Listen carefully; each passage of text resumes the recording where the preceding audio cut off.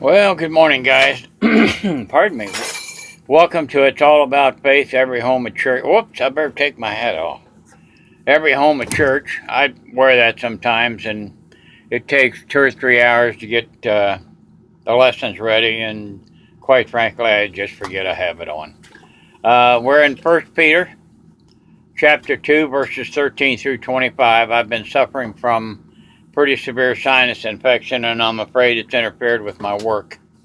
Again, I have a reflection in my glasses, so let's see if we can do it without that. Okay. We said good morning to Indiana this morning. As you know, sometimes we say good morning to Vietnam and California and Missouri and Oklahoma and Africa and Tanzania and good morning Obadiah in Tanzania. Anyway, as a youngster, I spent a considerable amount of time in Indiana. And my mother was born there along with 4 sisters. And so my family history runs pretty deep in that part of the United States. For those who come to study with me and live in Vietnam or Africa or any other part of the world for that matter, the state of Indiana is located a bit east of center of the United States, in the center, and on the west side of it, or the left side of it, is Illinois, and on the right side is the state of Ohio. So that's where Indiana lies. In the spring, a very wonderful tasting wild plant grows in Indiana, and it's called a mushroom. Now, I mention that because my mother hunted those every year. This plant, cooked in butter until it's rather crisp, makes wonderful eating. My mom used to make sandwiches out of them, and I've never, ever got over how tasty they were. She would hunt these every spring, and when she'd find a bunch of them, and they grow here and they grow there, and I don't think anybody ever really knows what makes them grow, but when she'd find a bunch, she'd keep it a secret where they were, so she could go back and get more the next year. I'm told that many people do the same thing. The summers there are quite humid. Everything is green and beautiful. And the smell of new mown hay at harvest time is very pleasant. As are many wildflowers that grow along the fence rows and the country roads. Indiana is a beautiful state.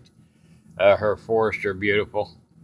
And then the many Hoosiers, as those who live there in that state are called, say their favorite time of year is either early spring or in late fall. Now, in late fall, the trees in Indiana turn color. The leaves turn color. They're bright and beautiful and are matched only by perhaps a kaleidoscope held up to the light.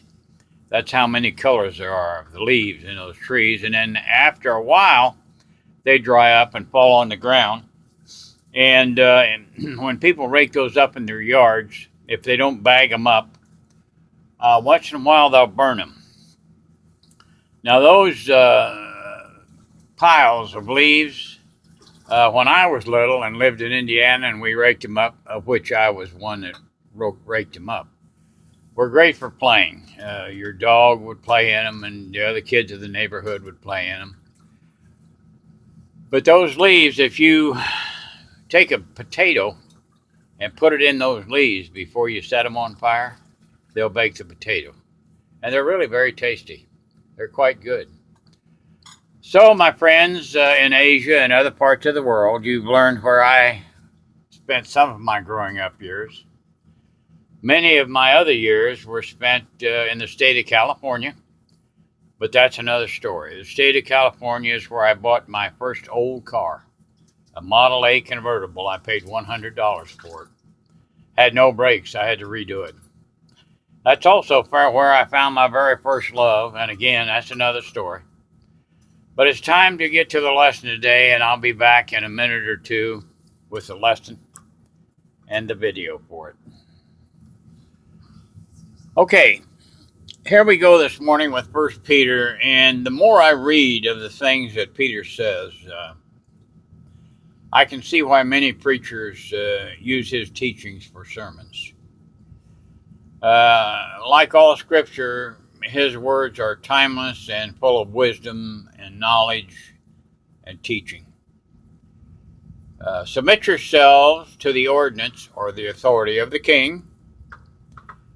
Then he goes on to say the governor as well, and to all of those who are righteous and in charge.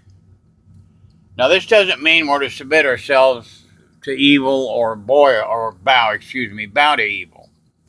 We'll read a little further on that we're to turn the other cheek, but this again does not mean that we are to sacrifice ourselves or our families to evil. Christians are upstanding people.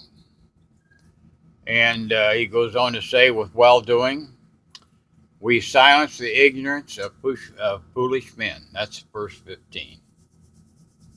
We learn as Christians we're to be servants of God, and following God's way, our yoke, our burden, is made easy as Christ's burden or yoke is easy. Now, this doesn't mean when bad decisions are made that we don't have to carry those burdens and realize the consequences of our actions. It doesn't mean we can do anything we want without counsel with God, and that counsel is what keeps us from making wrong turns in the road that lies ahead of all of us as we go throughout our lives. Now, I can tell you from experience, I've made some of those decisions wrongly myself and have suffered the consequences of my action. It's part of life. We're not perfect. God knows we're not perfect. And this is what it means when Peter says to follow God's way. Counsel.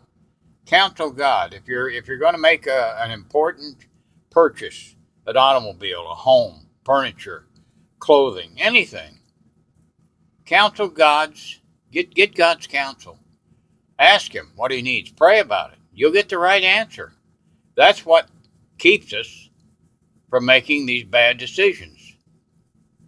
Now, we're to honor all men and women and turn the other cheek. And this then may well mean that when we're accused of doing wrongly, to accept the abuse with patience. If we've been right and we're accused wrongly, accept the abuse with patience. And in doing so, this brings honor to ourselves and to God. For what honor is there in patiently accepting the abuse or the punishment when we're wrong in our actions? If we did something wrong, it's no honor in patiently accepting the consequences of that. We deserve it, right? If we're right and we're abused, persecuted for it, that brings honor to God and it brings honor to you.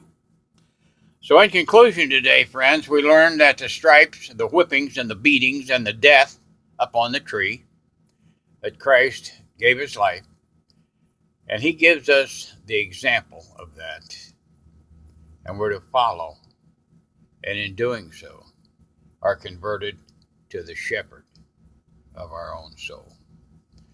So that's it for today. Read your lesson. God bless you. And, I don't go through each verse because when you read it for yourself, after the overview, hopefully you understand what you're reading. And that's what's important. To learn of God's message, to learn of his plan, to learn of his love, to learn of his future blessings, to learn of his kingdom for our lives. So, I'll see you another time. God bless.